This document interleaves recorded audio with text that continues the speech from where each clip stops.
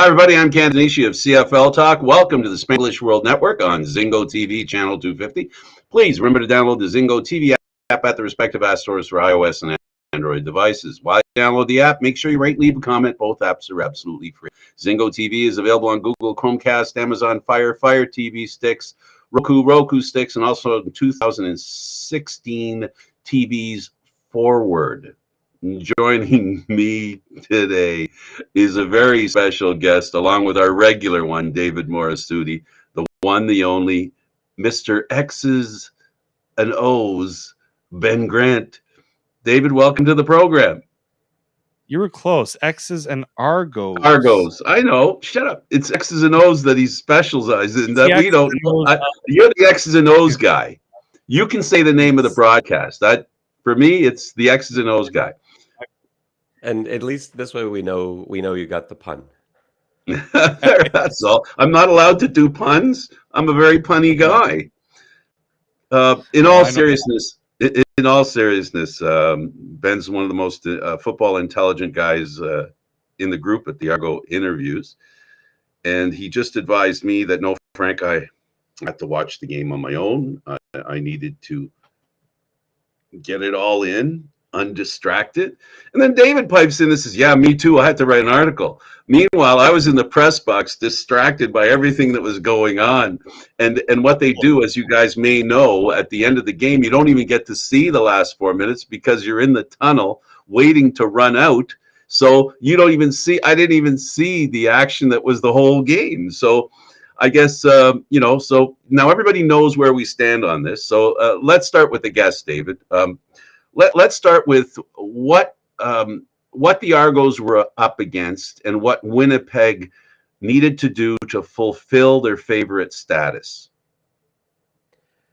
I guess for me, this was a huge challenge for the Argos. I never felt like they didn't have a chance, but I did think they were rightfully underdogs. They were going up against a team that just hasn't lost a lot of football games. Not only that, they're very experienced in cold weather games. They're experienced in the playoffs. They've won Grey Cups back to back. So, really, it was not, sometimes with juggernaut teams, there's a pressure on them to win. And you didn't really feel that for Winnipeg because they'd just done it. This is just sort of what they do. Like all those guys on that team, they were just back again at the Grey Cup. And it was an odd situation because often the favorite, it does have pressure on them. Here they didn't. Now what the Argos had going for them is they had nothing to lose because there was no pressure on them because there was no expectation for them to win. I even thought they would lose that game. I thought it'd be really tight. I thought it'd be a great game. I thought at the end, there'd be one too many mistakes, and there almost were. But yeah, it was a huge achievement for the Argos though to come out and find a way to rebound. Every time they made a mistake, they forced one from a team in Winnipeg that just doesn't make many. David? I think the big thing for me is not just that they won, but how they won, right? I think many of us probably thought when they returned that punt for a touchdown that felt like Winnipeg was going to be able to control the game for the rest of the way, especially their running game was doing pretty well as the game went along, and you're just like, especially because Toronto was having such a struggle to drive down the field and put together consistent drives. They did well to start the second half, but that's where like the final few minutes of the game, like that's what made this game so special, is because nobody expected it. Nothing that happened there you could say you predicted it to happen. I mean, that's what made this Grey Cup probably one of the best Grey Cups I've ever watched, was because it was so unpredictable how it ended.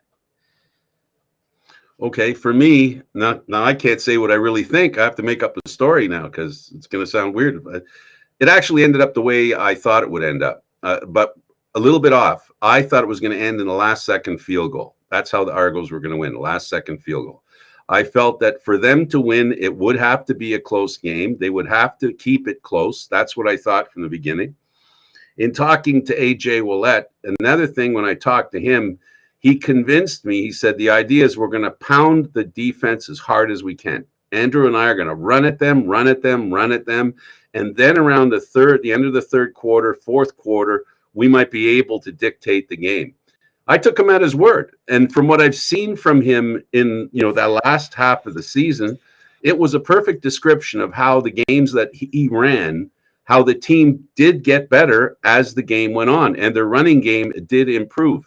The Argos' biggest problem was they could never establish their running game when Harris was out and AJ hadn't established himself. What they did in the playoff game was, I think, a precursor to the discipline that, Ben, you're talking about, that you're truly right about it. They did not show that kind of discipline as far as being consistent and not making mistakes. They've done it all year, but they showed us in that Eastern final that they were able to be disciplined, and they were able to take on a really good opponent and shut down assets that they had that none of us thought. I didn't think they could shut down Steinbach, and they did.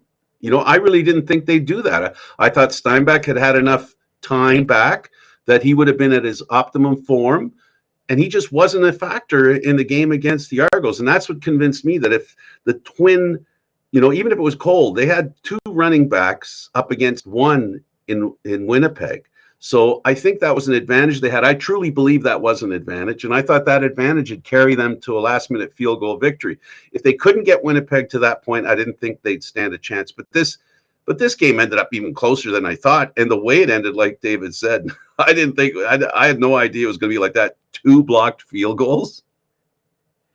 And the big thing too, Frank, was the Argos have shot themselves consistently in the foot all season long, and that was their undoing in a lot of games. And in this game, Enoch Wamba had the dropped interception. Robbie Smith looked like he put the game away.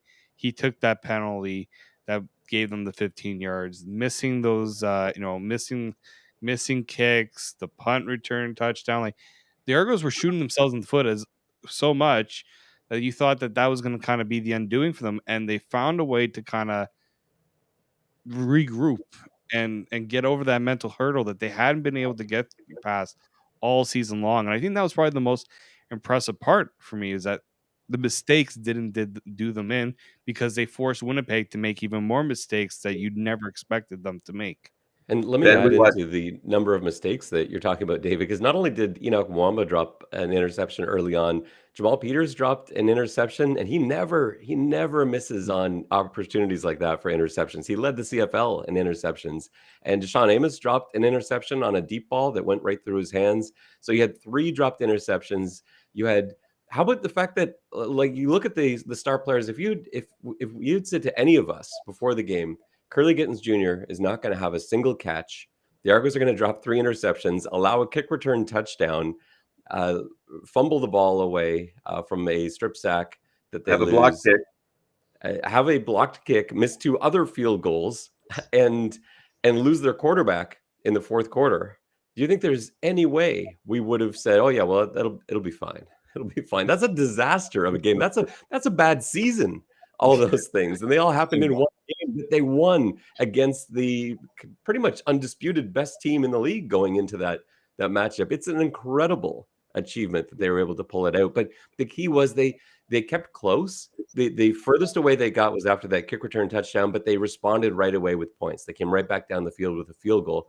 And I think the biggest thing for them is that they showed how much depth matters, because while we talked about those guys not being able to, like Curly Gittens Jr., he's been sensational all season. He's been the guy. Every time they needed someone to make a play on offense, he made it, and he just wasn't there in the Grey Cup. He had an off day, and it happens. We know Wynton McManus was out with an injury. You had the quarterback out, other guys just not playing well. And so who does step up? So you've got, like, Cam Phillips has the game of his life, a guy that I was thinking about, are they even going to dress him for the Grey Cup? I thought maybe we'd see Eric Rogers instead, but no, Cam Phillips very correctly, obviously, dresses and has a huge game. You have big plays being made by names we haven't mentioned almost all season long, but that's the beauty of this Argos roster, is that they don't really have stars per se. They have a few, but it's a team with tremendous depth. Yeah, Cam Phillips had a great Eastern final. They kind of rode the hot hand there. I think they made that decision, which was, as it turns out, a good one. When you talk about all the mistakes and the problems that the Argos had in that game, We always talk about football's about repetition, right? That's what practice is all about: repetition, repetition, repetition, until it becomes normalized. I think them making mistakes and having to overcome them through this season has been repetition of making mistakes and surviving. They, I don't mean to be funny, but Ben, I laugh about it too. The point is, gentlemen, we watched this team all year win games they had no rights to win, and I shouldn't say no rights, but they took a game that they should have lost, could have lost, but they didn't lose it. They would come up with the one play at the end of the game, or something would happen like the football god said, you know what, you guys aren't beating the Argos today, forget it. Or the Argos would take it in their own hands and win the game. To me, they did exactly what, in 2019 Hamilton couldn't do, which was they got past that big offensive line of Winnipeg that was touted as, the standout offensive line of the league, and for good reason. But they put that as, they got through past that chink in the armor. They were able to establish a bit of a running game, which BC could not do at all in the West Final. And again, it was Winnipeg that was making those weird decisions that Ryan Dinwiddie would make at times during the season. You're just like, why is he doing like Dakota Prukop had no reason to be throwing a deep ball in a Grey Cup game in the fourth quarter in a close game. To me, that's something that you'd expect an inexperienced coach to do, to try to catch the other team off guard, but not this Argos team. And that was impressive too, is that the Argos knew that everything was going to go against them, and they made Winnipeg, Winnipeg pay with their mistakes that they made. I was thinking, and I was laughing at what you were saying before, Frank. I was thinking about it from a coach's perspective, and just the stress that Coach Dinwiddie has gone through this season. Because you go all the way back to that first game of the season against Montreal. We were all sitting there watching it, as it looked like Montreal had it in the bag. And the Argos dominated that game. They absolutely should have won, but they kept making mistakes at the end. They let Montreal back into it. And there was Montreal with a 21-yard field goal to win the game, and they missed it. And, games like this, I'm sure Coach Dinwiddie would love to have had an easy win somewhere along the way. There were a couple where they were dominant, but for the most part, man, it was a fight. But I think, Frank, to your point, they've been through that, right? This is a team that has made mistakes. And as much as I'm sure Coach Dinwiddie wanted to throw his players off the bus half the time after games for keeping it close and making it a ball game, they had weathered worse storms. And so, yeah, there they were again. And in fact, they did it in the first Winnipeg game at BMO Field, where they put themselves in a 17-0 hole in that game, making mistakes, 2 ridiculous interceptions, a fumble, a turnover at the 1-yard line. And yet there they were, an extra point at the end of the game away from sending it to overtime against the same Bomber team. So I'm sure being down 9 in the third quarter, like whatever. Yeah, no, they, and further to all of that, the Toronto Argonauts have a coach, to pick up on the coach, David. When I talked to him here, he said, Frank, I don't think I lost any hair, but it's gotten pretty gray this year. And he acknowledges that, that the team he had, did have issues. But I think one thing we can agree on, and Argonaut fans should be very comfortable in the knowledge that the very best players that can play for a team to win a championship will play for Dinwiddie. He's a player's coach. I've learned that over this year. He has never thrown a player under the bus. He has always been positive. He has had opportunities. We all know that there's been games where Macbeth, I don't want to blame him for losses or say that he didn't play well, but from a fan's perspective, because quarterbacks have to be perfect. They can't be imperfect. He always defended his quarterback, whether the quarterback deserved it or not. But really, I don't want to say that McLeod Bethel Thompson didn't deserve the support. He definitely did. And I'm not saying that he had a bad year. He had a great year. But the problem is, in my opinion, after this year, he's won a Grey Cup now. Now, all those numbers that he has, which were in some people's minds irrelevant, now they get attached to Grey Cup champ. Now they have a different look. They have a very different look, because he's got lifetime stats to back it up too.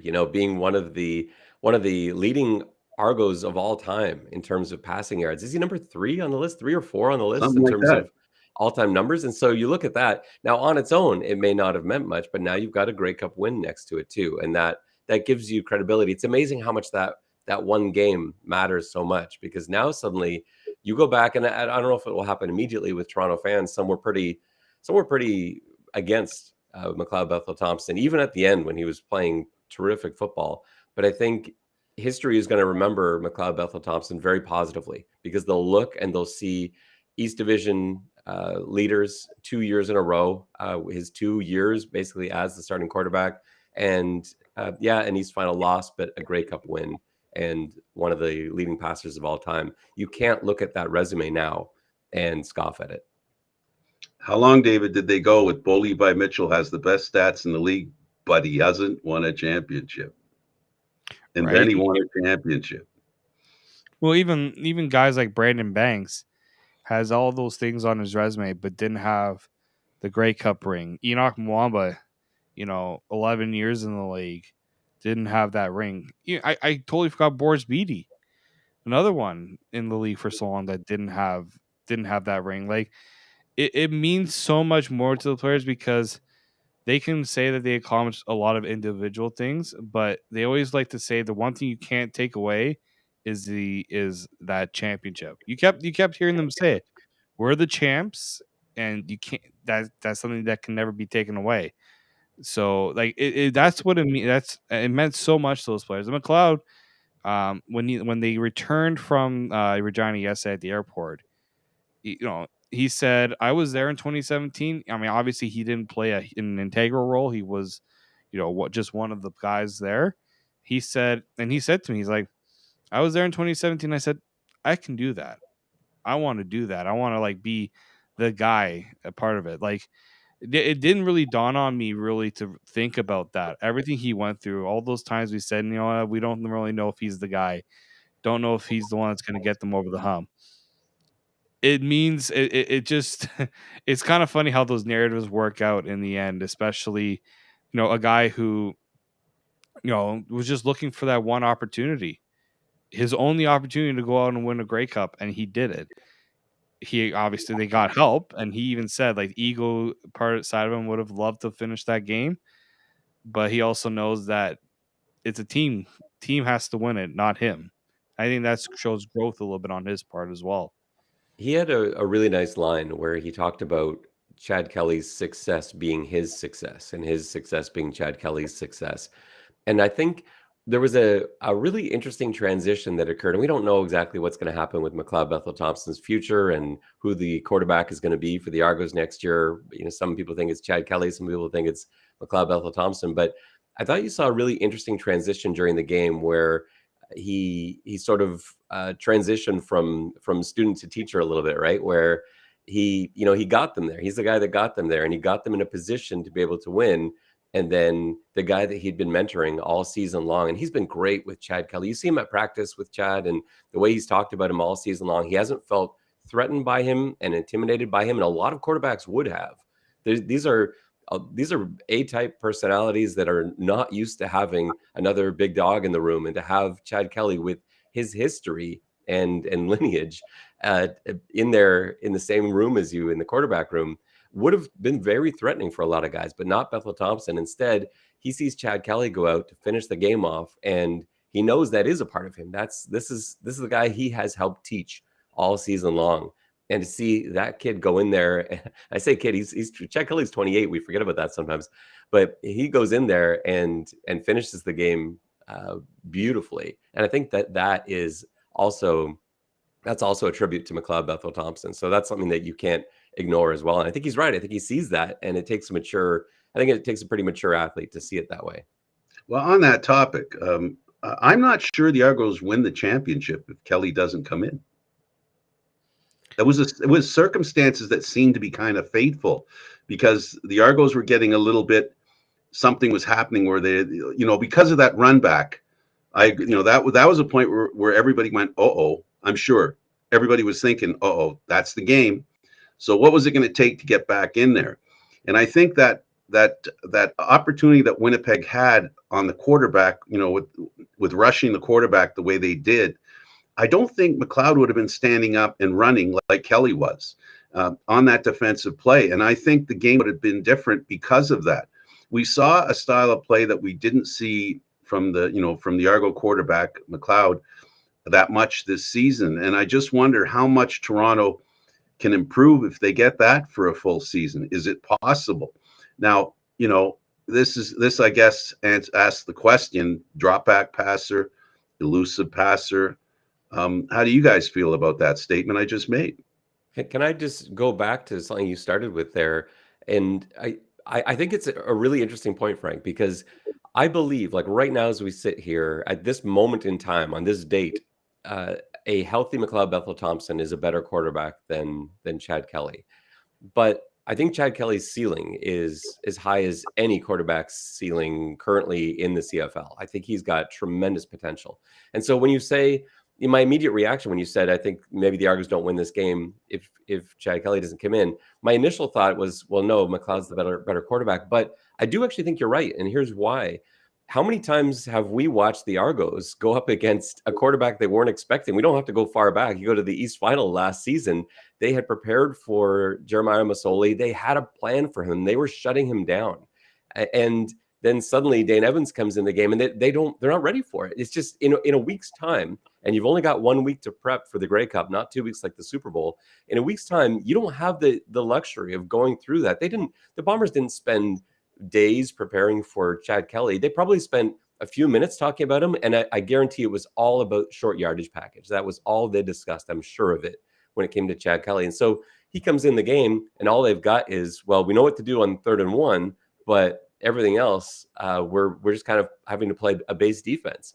And they got really conservative in their calls initially, and then they just started sending zero blitzes because they saw Montreal do that a few weeks earlier, and it worked. But Chad's a smart quarterback, a very capable quarterback, and he's fixed that. The issues he had against Montreal and those zero blitzes didn't show up against Winnipeg, and they really quickly realized that, and that he was going to make them pay for it. So, I think we saw all of that stuff together. It did work out well for the Argos, not because Chad's a better quarterback at this moment, but because in part he's a very capable quarterback, and Winnipeg just simply wasn't ready for it. I'm glad you split the hair I was trying to split. You did it so eloquently, David. Oh, I think on top of that, you listen to how Chad Kelly his mindset was. They kept asking, "Oh, what was going through your head when you realized you had to go into the game?" Because a lot of people were probably expecting like you're kind of frantic and the adrenaline. And he was just like, "No, let's go, let's do this." Like Chad Kelly's been waiting for this opportunity for a long time. And I think a lot of people look at Chad Kelly as this Nathan Rourke aged quarterback that's young and trying to, establish himself. He's 28 years old. This is not a young guy, right? And He had a big hole in his career, right? Let's forget that. There's a big hole in his career. yeah, trying to finally get that opportunity. I said, was this like one of the craziest football games you've ever been a part of? And he's like, yeah, definitely, like, it was. And he's been through some tough battles throughout his career, really good teams. But this moment here, I think for him was so satisfying because he got that opportunity in the brightest spotlight out there, really, for himself, and he was able to get the job done. When it comes to McLeod Bethel Thompson, I mean, we're talking about, as Ben said, we're talking about kind of two different quarterbacks here. You know what you're going to get out of McLeod Bethel Thompson. Chad Kelly is kind of the unknown because he does have a high ceiling. And it could have gone bad for Chad Kelly on that first drive. He almost had an interception. Would have likely been an interception that I can't remember who. I think it was Willie Jefferson. It was, yeah. Would have likely have brought it down and walked it to the end zone because, like, just the way that all unfolded, Winnipeg was definitely caught off guard. There's no doubting about that. And I don't think they realize that Chad Kelly will scramble like he did. Like, it's just it was a totally different Argos offense when you saw Chad Kelly go out there because of that ability for him to scramble. And that's probably why a lot of people were saying, well, we don't know if the Argos would win if Chad Kelly doesn't go in. Well, We don't know how McLeod Bethel-Thompson would have reacted in the situation where the punt returner, I think a lot of people don't give Javon Leake a lot of credit for bringing that to the 31-yard line.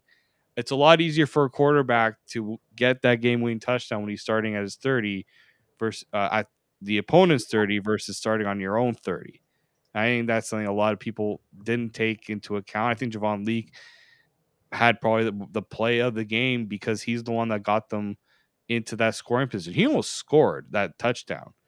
Like he was one tackle, like one guy away from breaking free for the touchdown.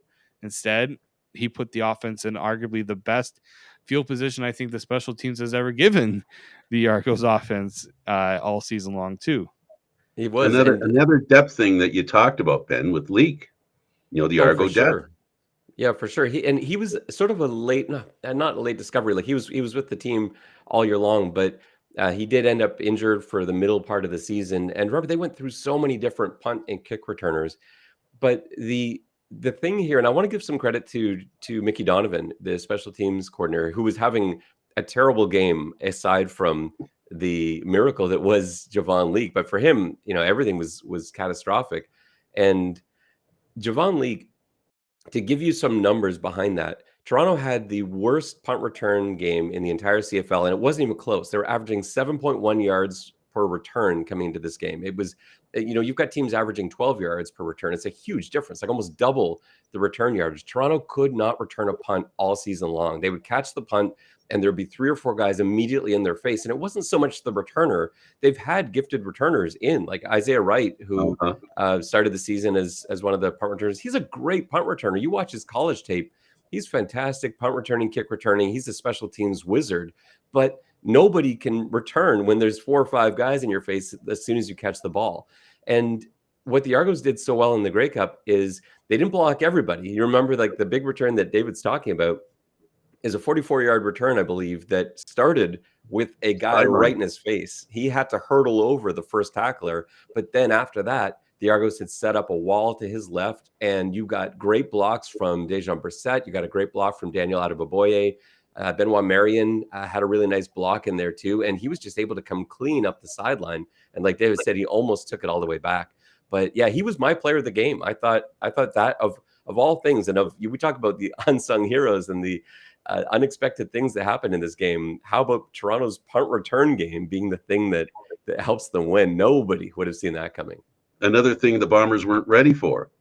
Exactly. I'm sure they didn't spend much time on that at all. You're thinking about special teams prep for this week. Like, how much time were you spending on Toronto's worst in the league punt return team, right? You're glossing over that. You're looking at onside kicks. You're looking at trick plays, fake punts, things like that, because you've only got a limited amount of time for practice. They probably spent even less than the usual few minutes worrying about Javon Leake. Yeah, another player that didn't play was McManus, and what they did at middle linebacker, again, proved to be successful, plug and play. Oh, yeah. I mean, that's something they've had to do the last month without him. So it's not like they haven't tried to figure out what not having Wynn McManus will be like. But, I mean, I imagine that game might have actually been better for the Argos if Wynn McManus wasn't in. Like, just that defense was so good, and they didn't have their best player in the lineup. Like, I think that talked to Ben's point earlier about the depth. It's not just the depth, but the versatility of that depth, that you can have Chris Edwards, Jack Richardson go and play linebacker if they need it, or they can go play in the secondary. Robert Priester, linebacker, secondary. That's why, like, some people saw the depth chart and like, it's a little thin on the set in the secondary. I'm like, well, don't count the guys in the middle of the field that could also go back and play in the secondary if needed. Like, I think that's been the Argos kind of MO this is not just something from this year or last year. For the last few years, I've noticed with this team, they want guys that can play in multiple spots in this lineup. And I think Kevin Iben doesn't get a lot of credit for how that unit plays, because he puts in a lot of work on that linebacker group. And let me throw in also, not just Kevin Iben, but the way the Argos have structured it this year. We noticed early in the season, I remember talking about it with you guys early in the year, how unusual it was that the Argos had 2 defensive backs coaches. That's something you never see. Coach Bell and Coach Fields, what other team has 2 defensive backs coaches? But it's because they they view Sam linebacker as a DB. That's their and in practice when you watch them, all the Sam linebackers are always with the DBs. It's exclusively DB work that they do, and so you've essentially got 6 starting DBs on there before you do anything else. And all those guys, they did a great job with those 2 coaches teaching them and having them ready to play that Sam spot, having them ready to play the halfback spot. Most of them are corners, most of the American guys anyway, and it is mostly Americans in that positional group. Most of them played corner in college. That was their only experience. And they came up here and new guys like Priester, who had really only ever played corner. Caleb Holden was another guy, and he didn't really get in the game too much. But guys like that, they were corners. They were turned into halfbacks and then learned the Sam backer position too. And what a luxury for Coach Mace to not even have to think about it in terms of positions. It's just like, which 12 football players do I want on the field for this play? And he could find a way to get them out there. You had Jack Kassar playing a ton of snaps. I think he led the team in tackles if you add in special teams tackles too. And he's not a starting linebacker. He was coming off the bench. He was behind Enoch Mwamba, and yet he was on the field a ton because they had all these different packages where they would go with 3 down linemen and have 4 backers across. And they could do that because they felt comfortable with Jonathan Joseph in coverage. They felt comfortable, rushing Kassar or having Priester come up and really fool the offense. And there were a few plays there where Collaros had no idea what he was looking at. And think about how amazing that is. Zach Collaros was a very deserving most outstanding player award winner this season. I think Nathan Rourke was better over fewer games, and that's another debate for another time. But I can't argue giving it to Zach Collaros. He's a brilliant quarterback, a really smart quarterback, and to fool him and the pick for Enoch Mwamba, you could see as he was coming off the field, he had no idea how Enoch Mwamba got over there. I had no idea how Enoch Mwamba got over there either. And I have a much better view on my TV than he does with 300-pound guys trying to hit him. And I had to go back and watch it 3 times to figure out what happened. And that's a credit to Coach Mace and looking at what he was able to pull out again in 1 week. Blitzes, I haven't seen them run all season that they suddenly were running out there. And Zach Collaros a number of times was caught confused. And it's why his stats are terrible. You look at that, and I don't think people have really talked about that too much, at least in Toronto. I'm sure they're talking about it in Winnipeg, but 60% passing for 183 yards and an interception. That doesn't sound like your most outstanding player. But, he legitimately was, just not against the Toronto defense. The management team you're talking about, I couldn't disagree with you at all. But I'm going to throw another name out there. There's another person that came from Hamilton to Toronto for this Grey Cup. His name's Jim Barker. He came as a consultant. And, it's no accident that being at a Grey Cup follows him around. He's had a lot of success going to Grey Cups. And coming to Toronto, I think he probably added something not as direct as what you're talking about now, but this consultation position, which basically talks about, in my opinion, the experience of football in Canada, the Canadian Football League, Grey Cups, managing and coaching. I don't think there's anybody. Well, there's 2 guys, one retired and one still in Calgary, that you could call a manager and coach of quality at the same level. And Jim Barker is one of them, and another one's in Calgary. You know who I'm talking about, Huff. So, this to me is probably another addition the Argos made, which I think fits into the narrative that you guys are talking about. I'm going to also bring up another point. I don't know if you guys listened to Ryan Dinwiddie talk yesterday. He brought up John Murphy's name, which caught me. I think I was the only one that kind of had to take a double take when I heard John Murphy's name. But Ryan Dinwiddie kind of said that, even though he wasn't there, he played a huge part. Without John Murphy, Ryan Dinwiddie's not in Toronto. And a lot of guys that they poached from Calgary don't come to Toronto. Obviously, Corey Mace being the late addition post Murphy. But you just look at what this team realized they needed to do to get that stability as an organization, and it was to go and find people who were a part of a stable organization, right? And they went to Calgary. We would kind of always joke that they're the Toronto Stampeders for the longest time. But it's and Dinwiddie kind of even alluded to saying, it was as soon as they won the first one, he already had his thoughts on a second one. I'm like, it's just he's wired. It feels like he's wired a little differently than some of the other coaches that I've had the chance to talk with over the years. Um, and it also just speaks, and Jim Barker, they realize they need to get that experience in there to, you know, in those moments. But I just look at what this Toronto organization's done since that 2017 Grey Cup to now, and it's a total 180. Yeah, there's like 10 things you guys touched on that I want to address, and I'll try and Go narrow ahead. that down. But yeah, so let's start with Jim Barker.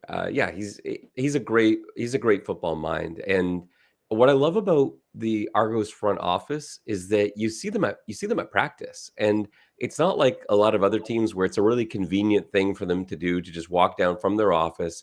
They're having to they're having to travel. They're practicing at Etobicoke Centennial. They're practicing at Lamport. This is not just like look at my office window and check on the guys. They're out there. You see pinball at every practice. You see Jim Barker at every practice. And last season, yeah, John Murphy, another brilliant football mind. I don't know anyone that knows more about football than John Murphy. And the way he would sit there and not just sit watching practice. Murphy had like 3 or 4 phones going on. He was always working, doing his job, but not losing track of what's happening on the football field. And look at all the guys they've brought in these last few seasons, whether it's this year under with Barker right there, or last year under Murphy. It was just a constant rotation. They were constantly churning the sort of mid to bottom of the roster, trying to find there's going to be someone here with the spark, because these are all great football players that are coming up. If you're coming up to the CFL, you were a great football player, and that doesn't necessarily mean that this game's going to be for you. And this is exactly how you just plug and play. It doesn't really work like that. But they did hit on guys. You got guys like Jared Brinkman, who signed in September, and suddenly he's dressing for the Grey Cup as a valuable defensive lineman who's in there tackling Brady Oliveira and throwing him to the ground. Ali Fayed, who, again, brilliant player, didn't even dress for the Grey Cup, and he's a brilliant defensive lineman and award-winning. I think he was like MAC Defensive Player of the Year or something like that. And they find these guys that can work, but there's so many of them. Think about all the people that didn't dress for this game. And we go back to you talk to the Roger. Eric Rogers, Joanne Brescison, Peter Nicastro, the best lineman on the team from last season, Isaiah Cage. If it's not Nicastro, it's Cage. And none of these guys even dressed. Robertson Daniel didn't dress. And those guys are great football players. They're really good football players. They're proven winners. And there wasn't even room for them to dress on this team. That is how good a job the front office did. And this goes back to Vince Magri too, and Alex Russell and the scouting staff and the job they've done. You go back and look at the last few years of the draft. It's Curly Gittens Jr. and Robbie Smith, and then Peter Castro, Jack Cassar, and then into McKellar getting all those starts this season. There's so many hits they've had in the draft picks they've made the last 3 years. It's astonishingly good, the number of hits they've had, and they just deserve just as much credit as everybody else. And I'll stop ranting now about this because I've taken all the time away from you guys. You're on a vein where I was headed anyway, because I think you'll get the idea of where I've been going. So to advance from the game and the players, the coach, the management, and now what I want to talk about, which is I think a very impactful situation, and why I raised Barker. This follows Barker. It's not just having great players. It's not just having great players that play positions.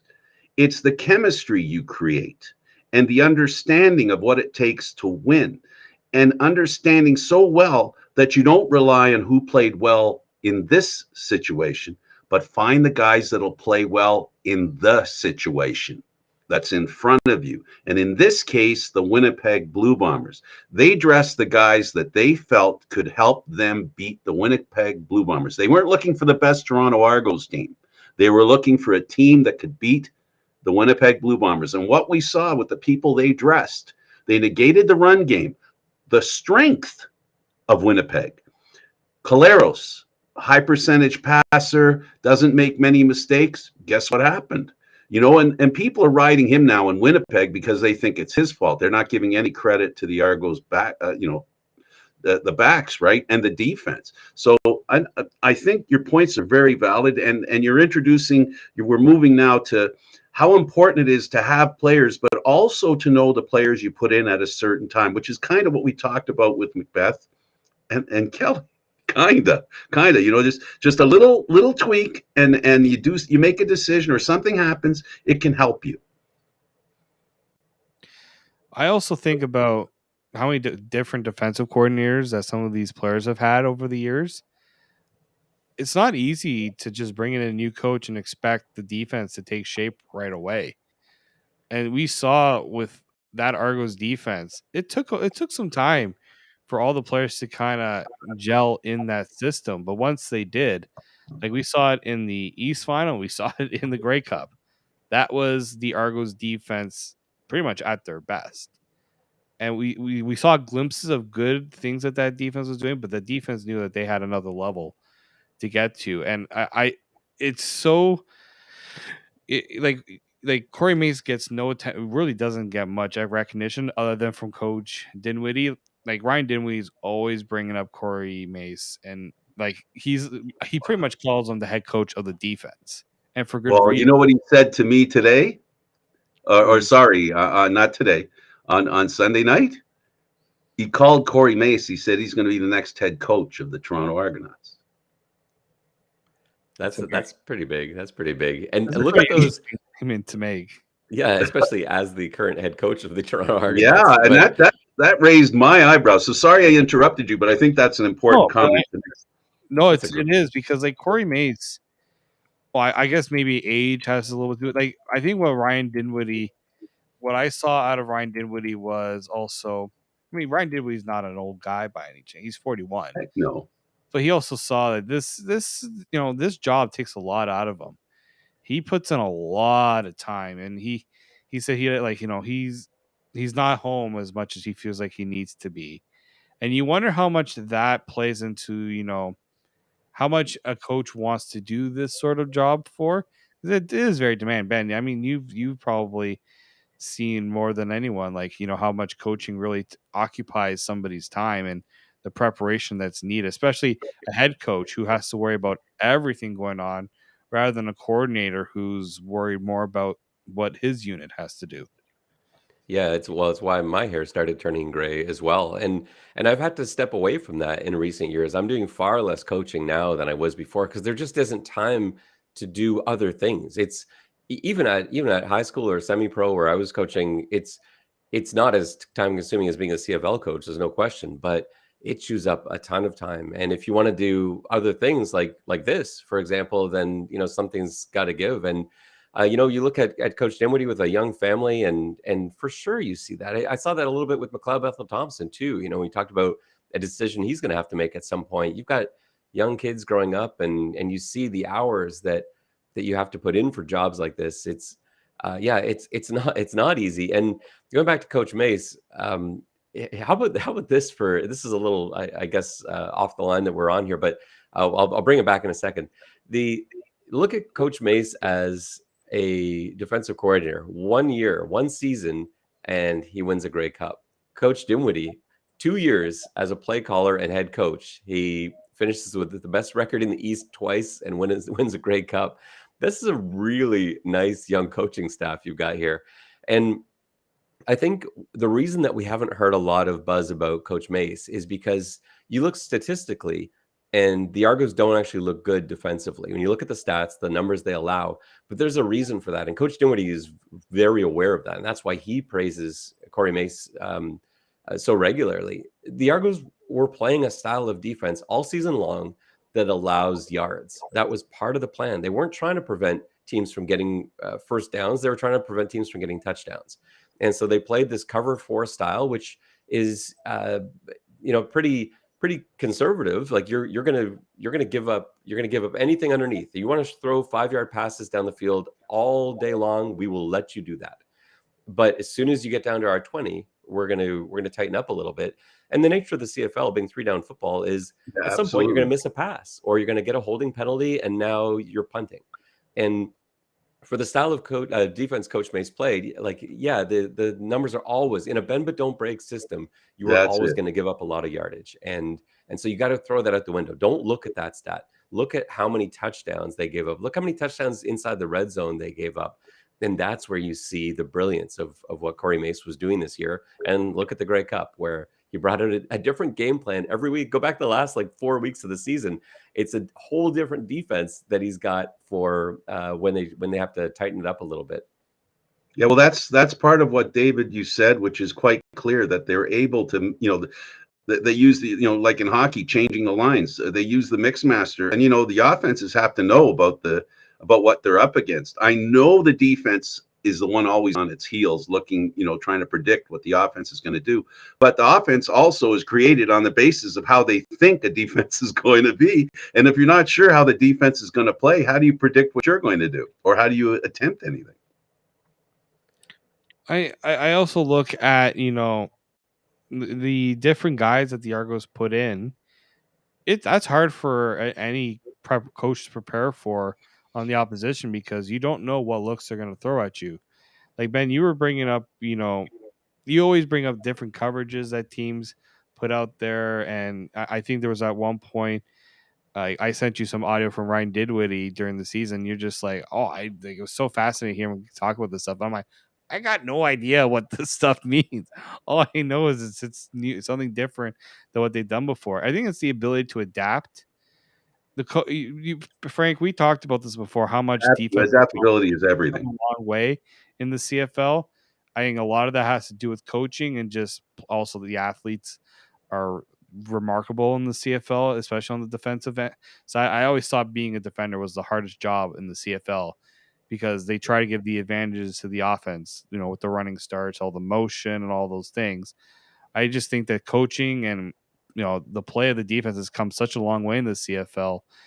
And because we're getting new fresh ideas. I know, like, some coordinators last for a while, but it's nice to see newer faces like a Corey Mace kind of get a chance to have their own stamp on a defense, rather than Ryan kind of Dinwiddie.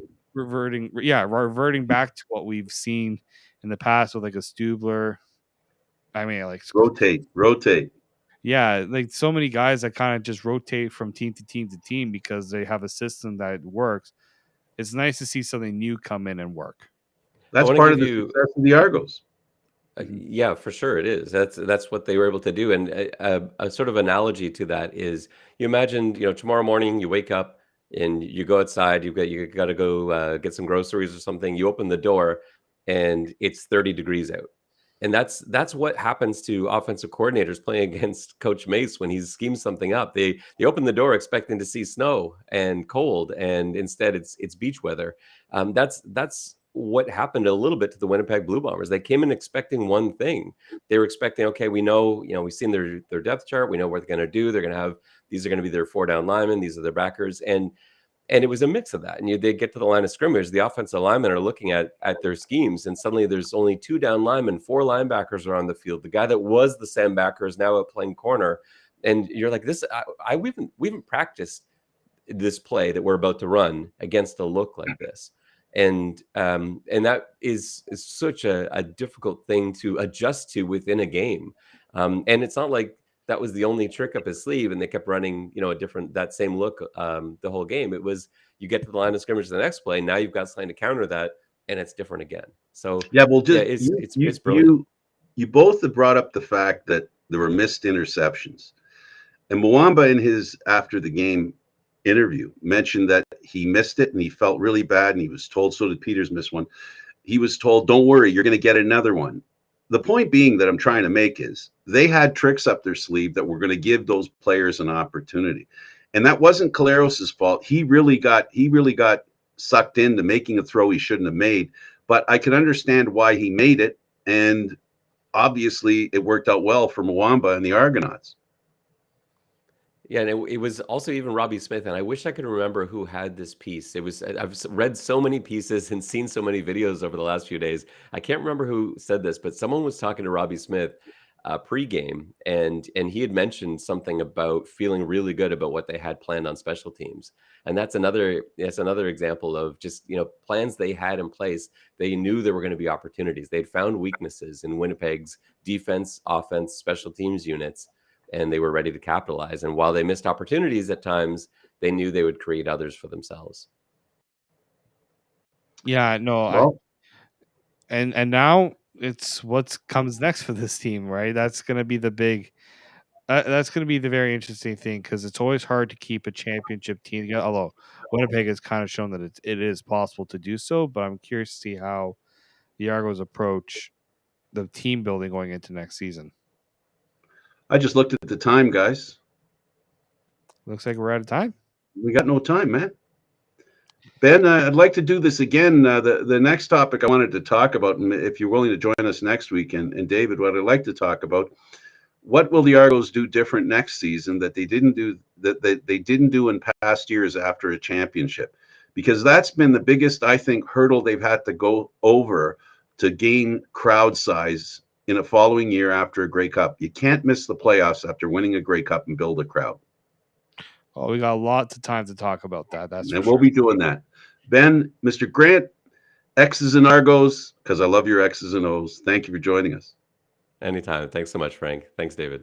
David, as usual, thank you. Always a pleasure. So, thank you, David Morassutti and Mr. Grant, Mr. X's and Argos.